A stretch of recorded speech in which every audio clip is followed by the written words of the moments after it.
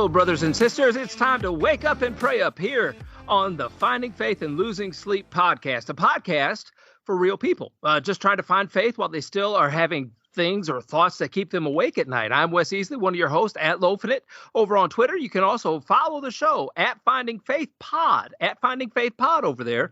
And if you're an email kind of a person and you want to get in touch with us, maybe make some suggestions, some comments, maybe some episodes that you would like for us to cover, feel free to email us at findingfaith.losingsleep@gmail.com. Make sure you address it to one of the co-hosts, the producer and the producer of the show and a co-host, Pierre at Peewee31 over on Twitter. Hey, Pierre, how are you today? What's going on, Wes? Doing all right? I'm doing all right, too. You're doing all right? I can tell you're doing all right. You sound very excited. Well, yeah, I try to be excited. I know it doesn't always come across, but I try to be excited more often than not, actually. Oh, yeah, well, boy, you're sure exciting me up right now. And as Pierre brought along somebody, I requested this lady to come along because it is Pierre's wife. And sometimes Pierre gets a little too excited. And sometimes Michelle has to take and calm Pierre down for me. Yes, she has to calm him down at GoPackGo411 over on Twitter. How you doing tonight, Michelle? I'm well, Wes.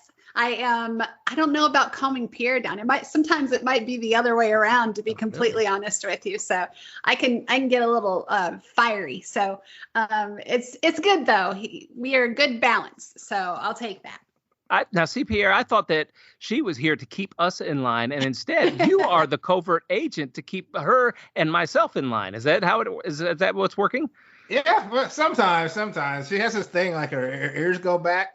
I know if her ears go back, I've gone too far. So that's a silent tell. If those ears go back, okay, I better stop. That's why I wear my hair down often, so you can't see that. That is a sneaky little thing that a lady like you would do, Michelle. Hey, tonight we are on episode 3 here on the Finding Faith and Losing Sleep podcast. By the way, make sure we appreciate all the comments that you've given to us so far, the likes, the subscriptions, and everything that you've done for us over there on whatever listening platform you like to listen to the show on. We really do appreciate that. Make sure you follow the show over on Twitter as well at Finding Faith Pod over there. And we're on episode 3. We've talked about choices at one time. Last week, what did we talk about last time we were on the program, guys?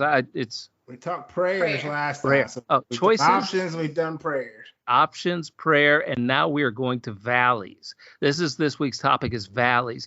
Whenever I think about valleys, Michelle and Pierre, I always think about the opposite of valleys, where it's the highs, the mountain, whenever you're standing on the mountain with God and you're looking over the top of everything and everything just seems fresh. It seems clean. It seems brand new. It seems like everything is going your way. But we all know that sometimes we got to come down off that mountain or off that hill and go down into the valley. So whenever I think about that valley, there's one lady in particular that I think of. Her name is Jenny Owens. Have you guys ever heard of her? She's a singer. She put out a lot of Christian music there, I don't know, 10, 15, 20 years ago. Jenny Owens. I'm not sure I've heard of her. Okay, Jenny Owens. Okay.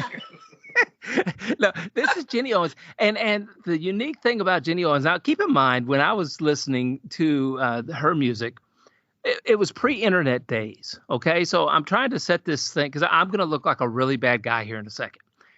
And so I saw a music video of hers like on TV. There used to be this thing, a little Christian music video thing for like a half hour. And I would record it. I would watch it on the VHS machine, whatever you call those things now, VCR recorder.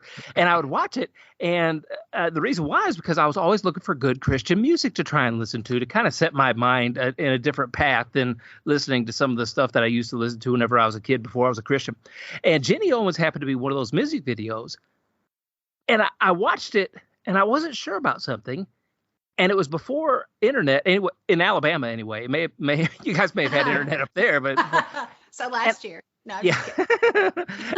and one of the things that I couldn't tell about her was whether or not she had a seeing problem, whether or not she was blind, and so there was a concert of hers that came into town at some small church and all. And my wife and I loved her. We listened to her, and I bought some tickets just as a surprise for my wife when we were going up there.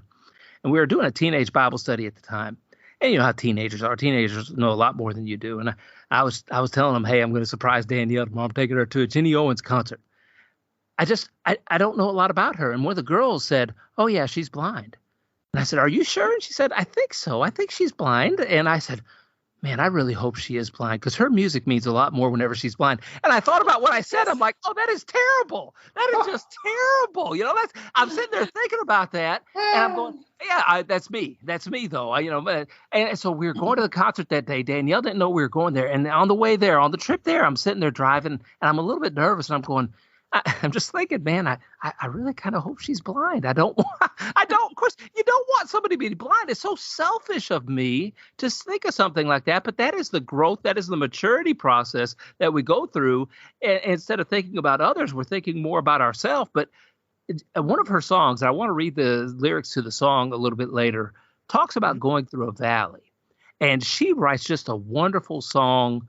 And it's just wonderful. By the way, Jenny Owens happened to be blind. So if you look up some of her music and you listen to some of her lyrics, it's just a deeper meaning whenever you think, man, how could she write something like that? Because she was going through a valley since the age of 3 when she lost her sight. That's a long time to go through a valley, Pierre.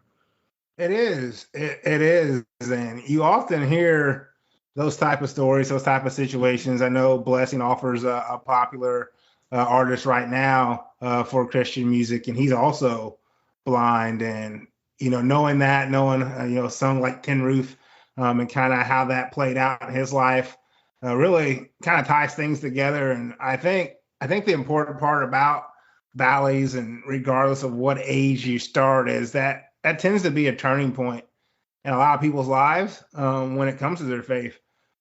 We talk about the mountaintops, and we've discussed this off air ourselves. Is many people don't turn to God, turn to the Lord during their mountaintop moments when things are going well. When things are going well, you're giving yourself credit, or you're just happy living life, no worries in the world. But it's when you are in those valley moments that you kind of make a decision on where you're going to turn. And I think that's what we're going to dive into some in this episode. It's just, where do people turn in their valley moments? Because there are, again, options to turn. Some folks do, turn to their faith, turn to the Lord.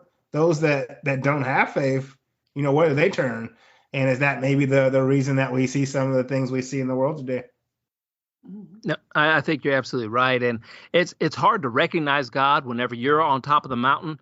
And maybe you thought you got there yourself, not realizing maybe God put you there for a reason. But a lot of times people will turn to God or try to cry out to him for either justice or out of anger or something whenever they're in the valley. When they're in the valley, it's easy. You want to blame somebody because there's no way I could have put myself here. I didn't do this to myself. Somebody else did that to me. And if you can't point your finger right at one person, of course, when you start thinking back to things, you're like, well, if God's in control of everything, he put me here in this valley. Why me? Why me, God? That's what people, I think, a lot of times start questioning, Michelle.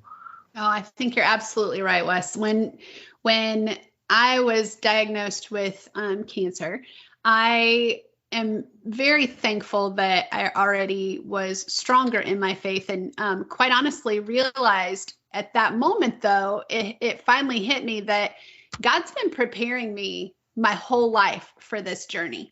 And what I mean by that is when I was growing up, my dad did some motivational speaking on the side and did some body language seminars. And one of the things that I always tell people is one of the things that always stuck with me is he told me over and over again that after some of the worst storms come some of the most beautiful days. And that's true in nature and in life.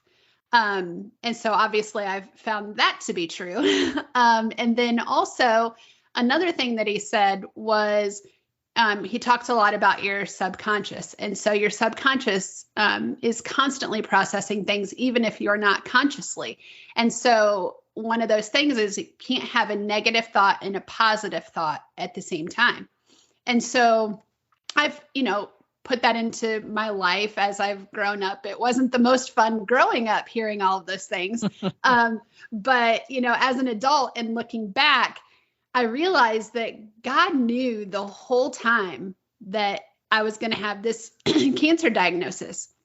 And so my whole life, the foundation that I've had has been leading up to this. And I'm sure there are more things to come, but it was kind of that aha moment for me in this current valley that, you know, God's been with me the whole time. He's been preparing me the whole time to have the right mindset, to be able to deal with the struggles that are coming along with this, and, you know, to really just be thankful, to have a positive outlook.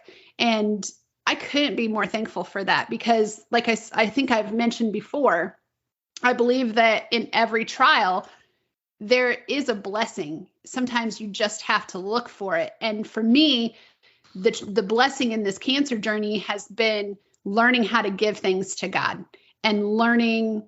I never knew how to do that. I always wanted to, just didn't know how. And so learning how to actually put that down, give it to him, and not continue to carry it with me. Sometimes it's a, you know, one-time decision, and sometimes it's a daily or, you know, hourly decision. But that has been the biggest blessing thus far in this. So I'm super thankful. I do think that you're right, and it is an ebb and a flow. Where you said that, you know, you can have one negative thought, one positive. There is an ebb and a flow there, and as a Christian or somebody trying to do right in this world, just making a positive impact in the world, you have to be ready and be prepared for those moments when things aren't going to go your way.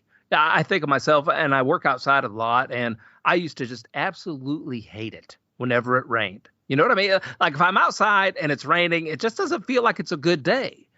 And then one day it struck me as I was driving around. It's out of my control. The things that are out of my control, I can't control. So why am I thinking that I can control these things and then get mad at them and kind of change them? There's no reason to do that, right? The Lord makes the rain fall, not me. Okay. And one man's rain is another man's sunshine. I was out there at a little country store one time delivering some bread out there, and man, the farmers were just so happy it was raining. Mm-hmm. And I was mad that it was raining.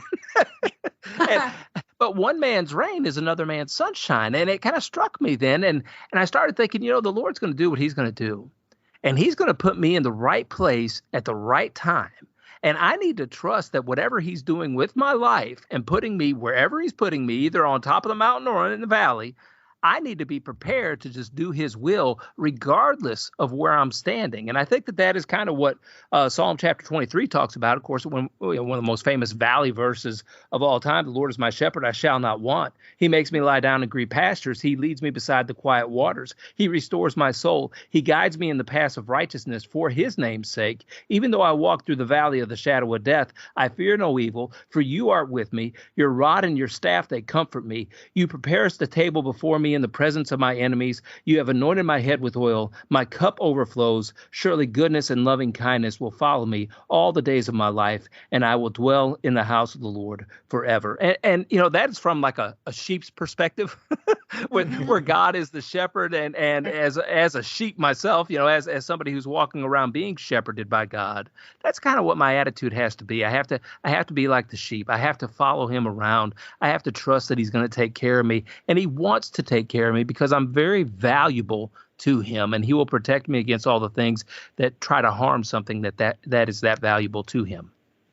He will, and it's sometimes difficult to see in those valleys because, like you were stating, like there's a lot of blame that gets placed. Like I've seen folks that promise they don't believe in God, but as soon as something bad happens to them, they're blaming God, and I'm like, now wait a minute, how are you gonna blame someone you don't believe in?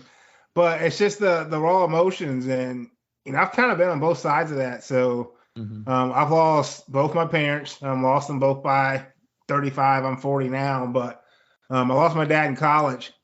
Real tough night for one. You know I'm a Cubs fan, so my dad passed Game 7 of the NLCS the night after the Steve Bartman thing took place. No. So shortly after that game ended, I got the call saying my dad passed. And in college, you know, what do you do when most college people do is you turn to alcohol. So I basically did that and passed out, cried myself to sleep, etc. And it was just one of those, you know, why?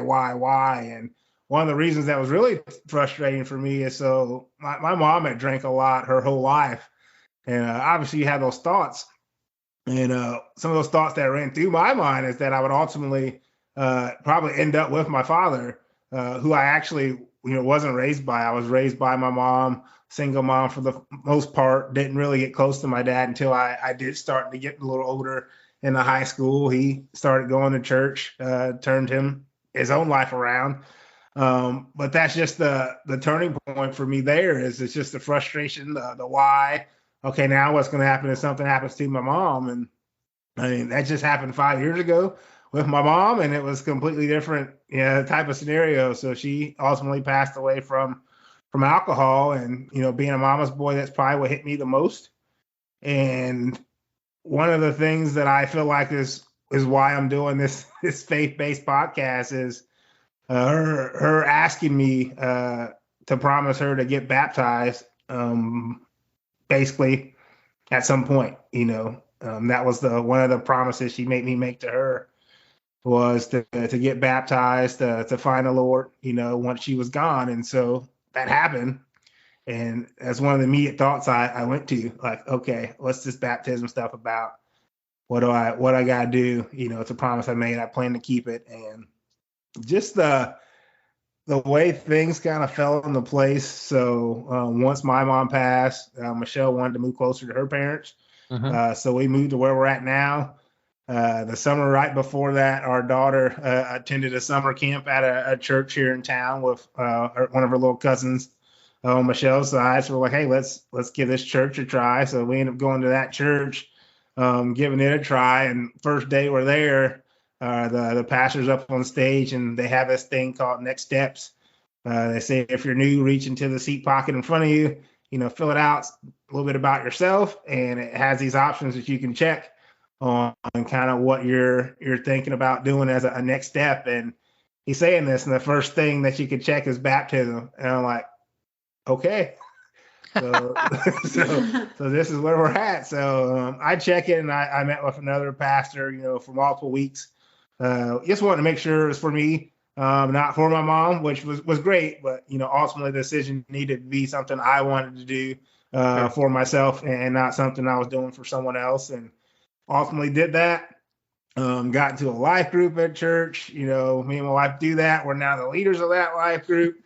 And like we stated, we're now doing this podcast. So I feel like that valley moment of my mom passing kind of set all of this into full circle for me. And it could have been the opposite. If I didn't go through with that promise and, dive in, and I could have still turned to, alcohol, bottle, whatever you want to say. And I decided to go another route. And I feel like my life's kind of changed because of it for the better. No, definitely. And thank you for sharing all those things. I knew some of those, and I've never heard the whole story together, I don't think. I think I've pieced some of that together, but I'm not sure. But I appreciate you sharing and being so open about those things. And those are the moments when we look back at it as Christians, we look back at those valleys and we say, the valley wasn't as bad as I thought it was. It wasn't it was kind of humbling, but also it was very educating. It opened up my eyes. At least that's the way it is for me, regardless of the valley moments. Listen, I could share a million valley moments about my life. I'm one of those guys, Michelle and Pierre, that you almost want to say, all right, he's starting to make stuff up, because there's just too many valley moments in his life. And I'm telling you, I'm an anomaly. I'm a complete anomaly. I'm one of those statistical things that shouldn't have ever happened, and I still shouldn't be here. And so for me, whenever I think about the valleys, I think more about the mountaintop, because I am a mountaintop kind of guy right now. Not always, I'm not always sitting there, but my valleys aren't nearly as low as they used to be whenever I was growing up as a kid and all those things. Because whenever I'm sitting on top of the mountaintop, like I feel like I am now in life, at least because of where I've been, I'm always trying to give God the glory, because I knew where I was. My entire life was filled with valleys. That's all it was. What was my mountaintop? I don't even know when my mountaintop was. My father passed away when I was a year and a half old. And after that, there was just tons of guys that came in and out of my mother's life, some that I would call dad. We bounced around from different person to person. My mother's been married like 5 times.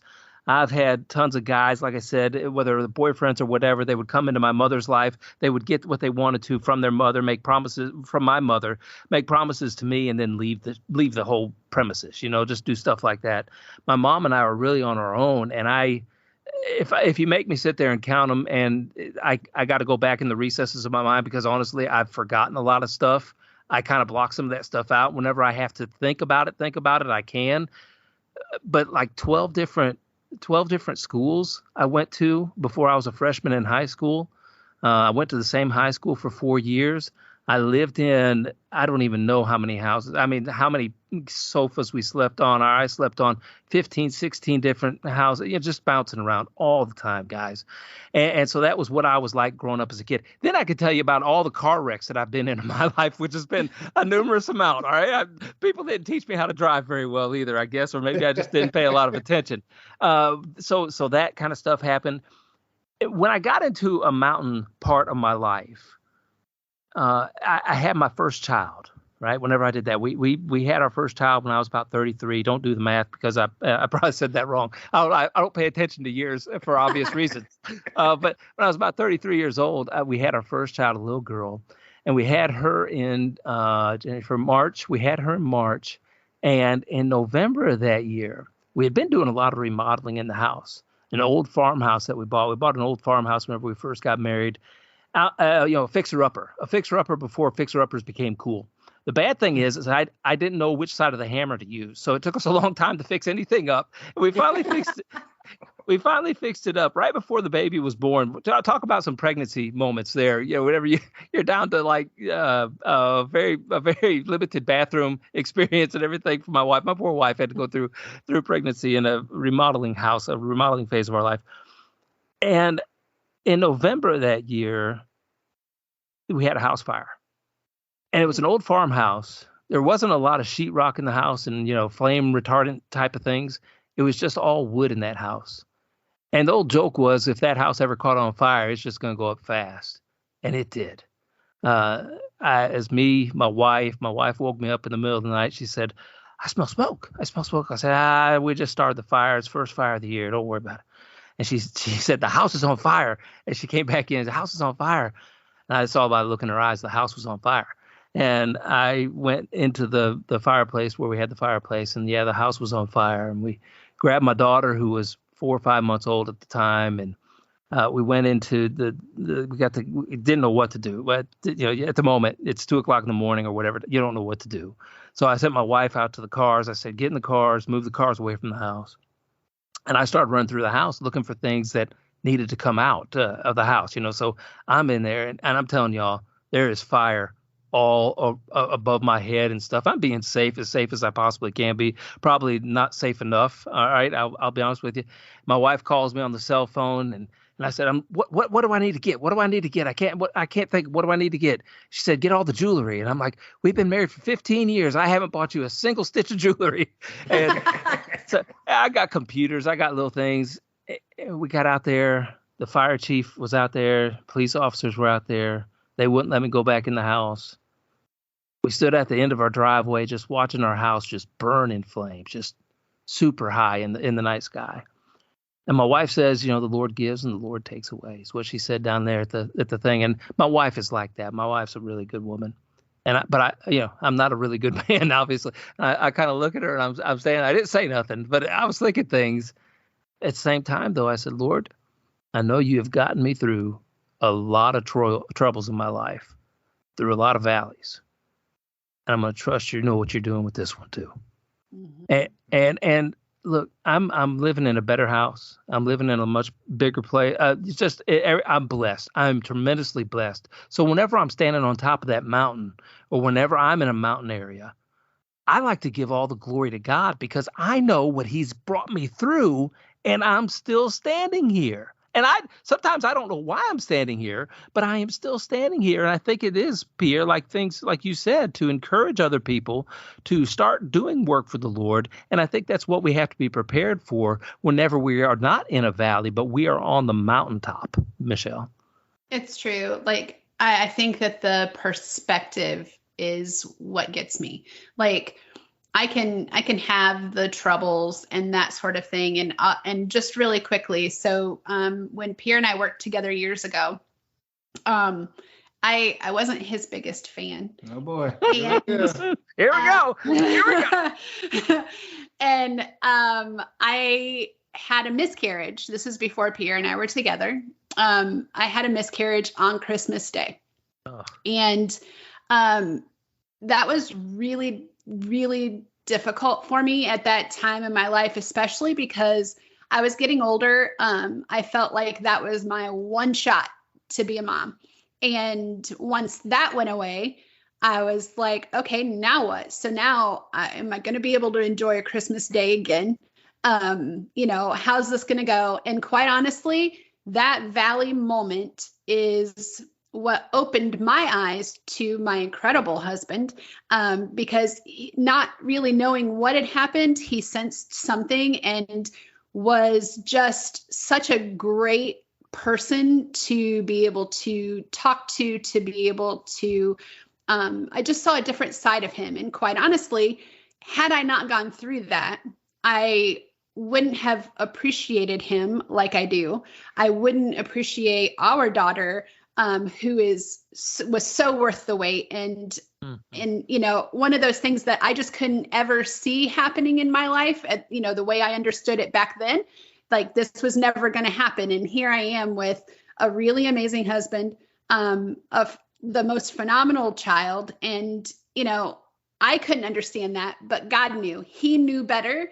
And I'll never say that I'm thankful that I had a miscarriage, but I can see the blessings that come from it. And so when you were talking about watching your house go up in smoke, and that was what I felt like my life was going through at that moment. And I can see the beautiful that came out of it, right? Like that rose from the ashes. And I couldn't be more thankful, but I wouldn't have had that perspective had I not gone through that. And so I think perspective for us is so important, and to help you have that appreciation at a different level that you just couldn't have any other way. I used to think that I was poor, pitiful Wesley. Poor little old Wesley. All that stuff has happened to him. Oh, poor little Wesley, right? Until I start hearing others' testimonies. And sometimes I go, boy, I'm glad that didn't happen to me. And see, there's the bad part of me again. I'm going, I'm glad it happened to them, not me, right? And so there's bad. But I don't know that I can handle some things that people go through, right? Mm-hmm. I know I can handle the things that I've gone through. And then it makes me wonder, why do those things happen to me? Was it my mistake? Was it somebody else's mistake? Or is it the Lord's doing? Pierre, that's one of those things that I wrestle with, I struggle with. Why do good things why do bad things happen to good people? I practiced that all week, and I'm like, why do good things happen to bad? Why do bad? But they're both going hand in hand, because sometimes I look at somebody who does some bad stuff and I'm like, why in the world are they getting blessed? Why are they blessed? And then maybe it's by their hands. But then I also think, well, why do bad things happen to good people? And maybe it is by somebody else's hands that bad happens, because the evil is just in this world. We live in a corrupt world with a bunch of corrupt people, and I'm corrupt myself. I'm not judging anybody. Thankfully, I'm forgiven. I'm saved by grace through faith, all those things. But I often wonder that, though, Pierre, why? Why does that stuff happen? Why do bad things happen to good people? I think that's the question, right? When you look at folks who don't have faith, that's what they struggle with. And I just look around today, and you look at the suicide rate, for example. It's tough to, from my side of things, to think, how could someone take their own life? But if you sit back and you think about, if they don't have any hope, if they don't have, the love of Jesus, the knowledge of Jesus, the thought that, there's a heaven, there's something, better once you leave this earth, then that's a pretty hopeless type of situation for some of the things people go through. If you talk to miscarriages, you may not think you don't have a chance to see that child ever again. And that could be really dark times. And I think the reason that valleys are so important is those dark moments are kind of turning points in a lot of lives. And there's so many different factors. But there's bad people for one, like you state, like this world's full of bad people. And I think you turn to John 16:33 and, it comes from Jesus himself. I have told you these things so that in me you may have peace. In this world, you will have trouble, but take heart. I have overcome the world. And people often ask, why do bad things happen to good people? Jesus was murdered. Bad things happen to Jesus here in this world. So when you think about that, it kind of comes to light for me. And that's how even like my own faith and Bible reading started to come to life as I look around at today's world and you start to say, the power, the corruption. It makes sense why someone like Jesus, who's bringing hope, who's bringing light, who's kind of stilling the thunder from some of those political type parties back in the day, would be a conflict for them. And that's what I hope people just understand is that, yeah, you're going through your own troubles, your own darkness, your own obstacles here in this world. Bad things are happening. Bad things happen to our God. Bad things happen to our Messiah in this same world. But that's what the promise and the hope of heaven bring, in my opinion. No, I think you're right. And I think it's a good reflecting point for all of us whenever we start thinking, woe is me or poor little me or something like that. Let's go back to the cross. Let's think about what Jesus did. Let's think about what happened to him and realize that, that hasn't happened to us. All right, so we could be a little bit thankful for that. But also the Bible gives us some teaching on that over in Hebrews chapter 12, where the writer of Hebrews, which we don't know the exact writer, it's probably Paul. I'd like to think it's Apollos just because Apollos doesn't give a lot of credit. So I want to think it's Apollos myself, but it was probably Paul. But the writer says, you have not yet resisted to the point of shedding blood in your striving against sin. And you have forgotten the exhortation which is addressed to you as sons. My son, do not regard lightly the discipline of the Lord, nor faint when you are reproved by him. For those whom the Lord loves, he disciplines, and he scourges every son whom he receives. I think about myself and my kids. If I didn't love my children, if I didn't love them, I would let them do whatever they wanted to do. But because I love them, I set rules for them. I set boundaries for them. And yes, I punish them sometimes because they don't always stay within those rules. They don't always stay within those boundaries. And, you can only tell your child so many times, don't touch the stove. The stove is hot, right? Don't touch it. And you can, you can tap that little hand. You can do whatever you want. You can make them go sit in the corner. But if your child goes and touches the stove, they're going to get burned. And maybe that's when they learn that, whoa, what Dad said was true. I hope they learn before they have pain inflicted on them in any regard, whether it's from me or from somebody else. But the reason why I would punish them is to try to get them to avoid that kind of pain because I love them. I don't want things bad to happen to them. Or in verse 7 of that same chapter, Hebrews chapter 12, it is for discipline that you endure. God deals with you as sons. For what son is there whom his father does not discipline? But if you are without discipline, of which all have become partakers, then you are illegitimate children and not sons. Therefore we had earthly fathers who disciplined us, and we respected them. Shall we not much rather be subject to the Father of spirits and live? For they disciplined us for a short time, your earthly father, as seemed best to them. But he, God, disciplines us for good, that we may share in his holiness. All discipline for the moment seems not to be joyful, but sorrowful. Yet to those who have been trained by it, afterwards it yields the peaceful fruit of righteousness. So after you go through that valley, and you are trained through those hard moments, as all of us have talked about here, whenever we have that right perspective, we get to see how God led us through there, and we get better for it. If my child listens to me about the stove, even if they have to go through a valley of getting burned, they'll realize that the things I say to them are valuable, they are important, and the rules are there because I love them. And I think that that's what God's rules are there for too, is to protect us. I couldn't agree more, Wes. That's how I understand, is my own personal understanding of like free will. you think of the fact that, your kids are going to grow up, and you hope that the rules and teachings from an earthly standpoint that you have for them, once they go out, as adults, they'll adhere to what you've taught them, to what those rules are, and what you ultimately hope is that they make the right decisions, the right choices. And I think that with free will, that's how I can see it sometimes as well. We have the Bible, we have the teachings, the parables on how we should act, on what we should obey, and we just kind of have the reign to go out to the world and do it. If we don't, then there could be consequences. And sometimes the consequences are going to throw you off as well, because I know, like, the book I struggle with a lot is the book of Job.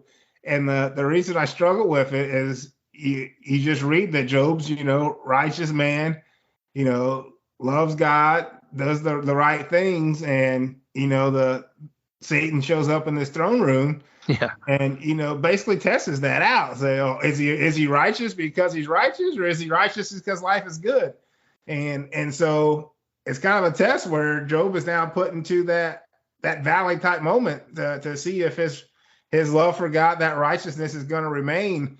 And I had a hard time, coming to grips with that, process of it being agreed to. But obviously at the end, you see Job, was kind of restored and well and more off than what he was beforehand. But just the test and the temptation itself being allowed really threw me off when I was first going through that book. Well, and don't you think that, I mean, I know that the devil will attack you when you're least expecting it. And if you feel like, oh, I'm on this mountaintop and things are going well, bam, like here it comes, right? or even when you're going through the valley, I mean, you could be having a really difficult time and just feel like one thing after another is happening. But when I've talked to my friends a lot about this, it seems to me that once you kind of get a handle on something where the devil has really just been attacking and attacking and attacking, and you get a handle on that area of your life, then he's going to look for another area. And so you have to be prepared and have your armor, right? Like God's armor up, because it's going to come. It's going to come one way or another. And oftentimes it's going to look like something that's super enticing. Something that, oh, I've been waiting for this, or, some offer that is just amazing. And, oh, maybe I should take that. But that's not necessarily where my priorities lie. And so it's usually going to be something that looks really good or sounds really good. And I think it's just being aware and really asking yourself, like, hold on, is this that, temptation that's coming my way, or, is this something that's good? And I think sometimes that's where it's difficult to decipher too, right? Like, is this of God, or is this that temptation that I'm supposed to stay away from? And so I think that's where I struggle sometimes myself. I think you're right. And I don't know how you knew that I was looking at that candy corn display in Walmart today. But because I tell you what, that stuff looks good for me. I limit myself to 2, maybe 3 bags a year now. That's what I try to limit myself to. But boy, it's candy corn season. And that is a temptation to me, Michelle, each and every time. But for us as Christians that have gone through the valley, I think in Hebrews 12, it continues. It says that we are, therefore, strengthen the hands that are weak and the knees that are feeble, and make straight paths for your feet, so that the limb which is lame may not be put out of joint, but rather be healed. So I think us as Christians, as people who may not be going through that time of being tempted, while our friends are, or while somebody else is going through a hurtful time, we are supposed to be the ones that are strengthening those people. And as the body of Christ works, when we are hurt or we are harmed, that they strengthen us too. One of the things that I that was overwhelming. I'd gone from I'd come out of a different experience in a church. I'd been kind of hurt a little bit. There had been some things that went on in church. You know how church is sometimes, like work sometimes it feels like. And that house, one of the blessings about that house burning was seeing the church that we were going to at that time rally around us and show us some unbelievable love. The people that were there for us were unbelievable. And there were tons of people that I saw from work that had been there too. Like I got this bread route, right? And so I go to all these different stores and everything. Once people heard that I had a fire, the lady that runs the thrift store, you guys know what thrift stores are, when a bunch of bread, old bread goes there, people buy it. She called me and she said, Wes, you need to come here and get the stuff that's here. I said, well, I'll be there sometime soon. She said, no, you need to come here now and get all this stuff because it's just piled up. There, you guys, there were so many people in my hometown loved on me and my family so much. It overwhelmed me. That's amazing. From, you guys know a little bit about my past now, and you heard about all the times that I feel like I had been hurt and how I thought of myself as poor little Wesley. And I never really thought of myself as being a good man because I always thought of myself being the old man that I was. And to see all the outpouring of love, I was like, holy cow, I didn't know I was this loved. I didn't know. And that it did my heart so good. It does my heart so good to see that stuff and to think about that. And so us as Christians, whenever we're not going through that valley or we're not being tempted like our friends might be, we are supposed to be there to strengthen them, to make that body of Christ stronger. For sure. And that's also part of the whole, making disciples of all nations is you're going out and you're sharing your testimony, your story to folks going through similar pains, similar tragedies. It can be tough. And I know, like, even so, like, I've got coworkers and stuff dealing with, the loss of family members. And, I just recently had a conversation that, really after that 2-week mark, you're kind of alone, or at least you feel alone. Once the support feels like it's gone away, that you've said goodbye to that loved one. After about 2 weeks, everyone kind of starts to go about their own lives, but the one that was still, really close to them, and it then becomes a really difficult situation, even for those that are trying to support you, because I know, like with my mom, for example, I didn't want to hear about her because it made me upset. I didn't want to not hear about her because it made me upset. It was almost like an avoidance of both. Like you get upset because no one's mentioning her. No one's got her on the mind. Like, you have her on the mind, but if they do bring it up, you're upset now because you're thinking about the fact she's no longer there. But those are situations and conversations that I can now have myself with others going through those same type of thoughts and emotions that I went through, that I honestly wouldn't have been equipped to have those conversations for if I didn't go through it myself. So it's kind of a blessing, so to speak, in a little way, that I've now been equipped with my own armor to have these type of conversations with those going through a similar tragedy that I went through. Sure. It's true.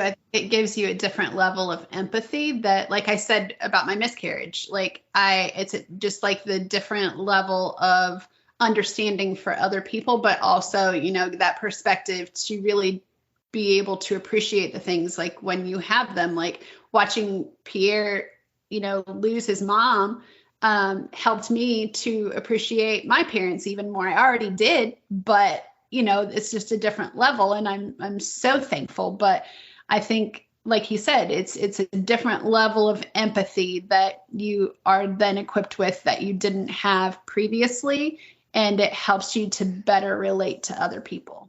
No, definitely. And I'll get you my life verse now. Okay. It's one I chose for myself. And it goes for Joseph. Joseph is the one back in the Old Testament in Genesis, and he went through a lot of different stuff. Got his brothers hated him because Joseph was having these dreams, and he was the favorite of his father, and his father gave him a coat of many colors and all those things, and his brother just hated him, just hated him. And they ended up selling him into slavery, which was better than their plans because they planned on killing him. And one of the brothers said, don't do that. And they ended up sold him as slavery. Anyway, he rose up through the ranks, went through a lot of different turmoils to get through the ranks. He ended up being Pharaoh's right-hand man. And he warned them of a big drought coming, of a big famine coming. And he told Pharaoh to prepare for it. And the guy said, well, Pharaoh said, well, you look like the right guy to plan for these things. And so Joseph was the one in charge of planning all that stuff. And Joseph was the right-hand man of Pharaoh. And his family that he got sold from, they ended up needing food from Egypt. And so they went to Egypt and they saw Joseph.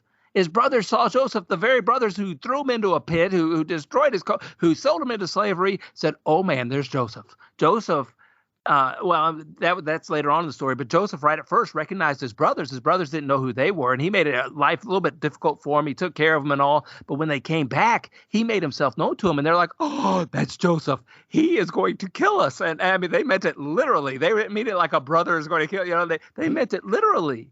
Mm-hmm. And they said, we're so sorry, Joseph, for everything that we did to you. And his brothers came and fell down before Joseph and said, behold, we're sorry. We're your servants. We will do whatever you tell us to do.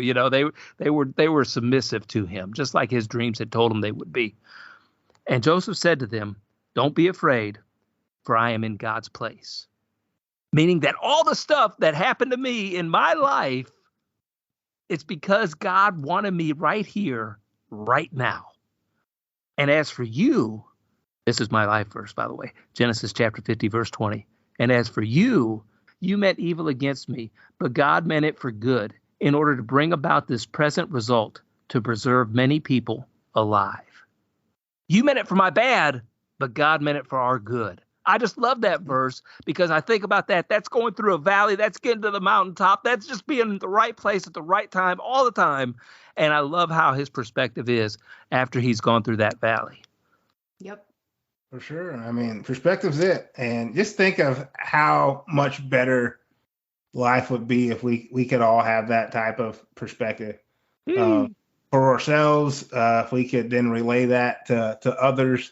Again, going through their own trials and tribulations, it's just those are those valley moments where not only do you as an individual, have to kind of make a decision and decide what's next for your life, you can also help with those in your life, be it friends, family, strangers, just sharing, who Christ is, sharing your own trials and tribulations, that there was light at the end of the tunnel.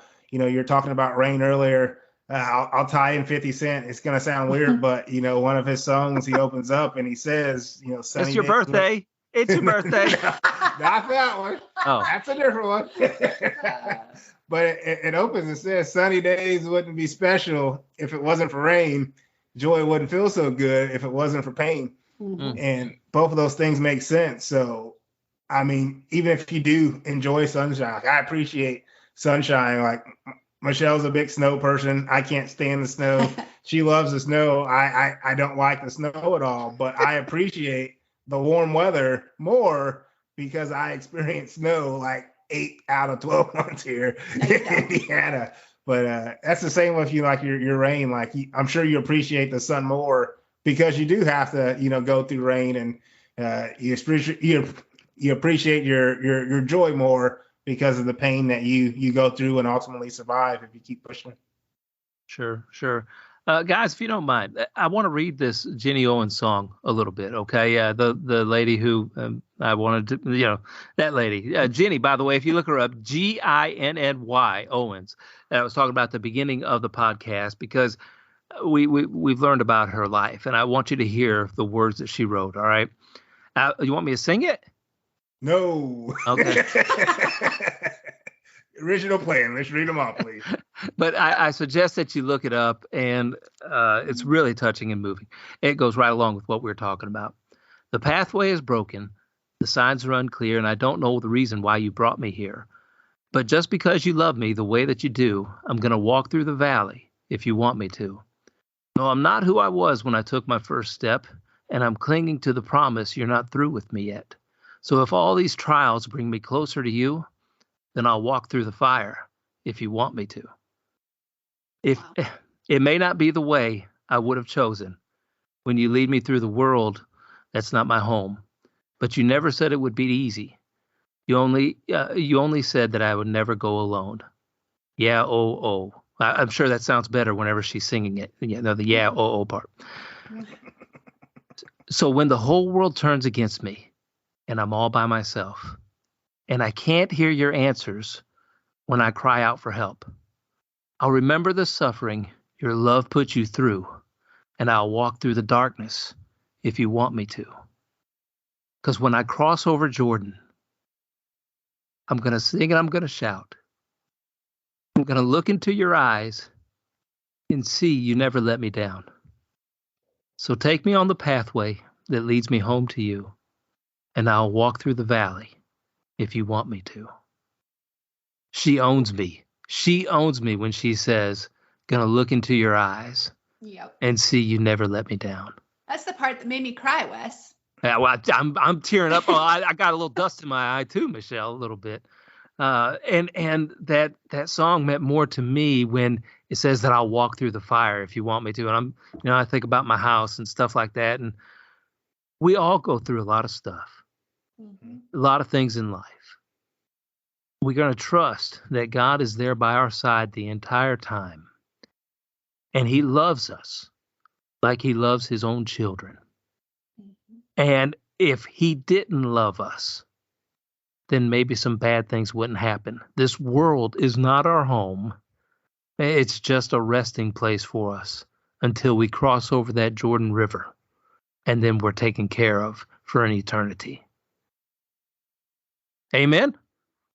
Amen. Okay, all right, amen. We are his children. We are his children, by the way. Not like we were. We are his children. Oh, I said were? Yes, we are his children. Hey, you've been listening to the Finding Faith podcast, and we do appreciate you listening. Make sure you subscribe. I hate saying all that stuff after we just got done with an emotional time of the show, but we do ask that you subscribe, that you share the show. Follow us over there on Twitter, at Finding Faith Pod. Don't forget to follow Pierre, at PeeWee31, and Michelle, if you so wish to, at GoPackGo411. Maybe we can talk her into changing her Packer handle on Twitter a little bit. Oh, Maybe. I don't know, Wes. It sounded so nice when you said it. Go Bears. I need to have that queued up somewhere. But make sure you follow the show too, at Founding Faith Pod. And if you'd like to email us, give us some suggestions on some show topics, feel free to do so. findingfaith.losingsleep@gmail.com, and we'll be able to respond to those things. You can also have any show suggestions or any kind of show topics, leave them in the comments whenever you leave a review on the iTunes app or even on Google Play or anything like that. Make sure you hit those stars around and give us a nice little review. That'd be wonderful as you share and subscribe to this podcast. Hey, you got anything to close with, anybody? No, just thanks. Again, we've seen a lot of support over these first few episodes, so just full of gratitude. Comments from family, from friends, from strangers. So again, when we first talked, I just wanted to reach one person. We've done that. So who's the next person? I guess there's one more. I feel like we're gonna reach.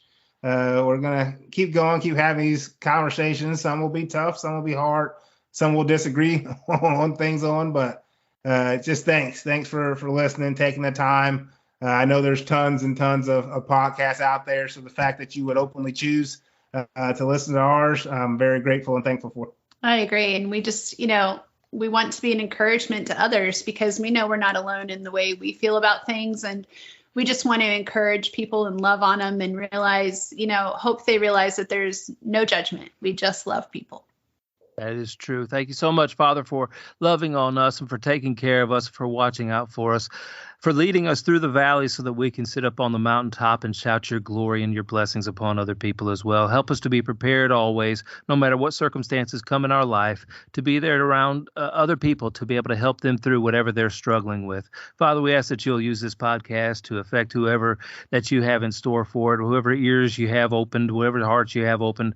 Father, we just ask that you will do whatever you want to do with it. And we thank you so much for using us and for helping us to become vessels of yours and instruments of yours to be used in this world. We love you so much for all the things you've done for us, and we especially love you for that sacrifice that you made on our behalf. And we're so sorry that you had to do that to your son. We're so sorry, Jesus, that you had to go through those things that you went through just because we cannot live a sinless life. And so as we say that, we also want to thank you for making that sacrifice for us. And it's in Jesus' precious name that we pray. Amen. Amen.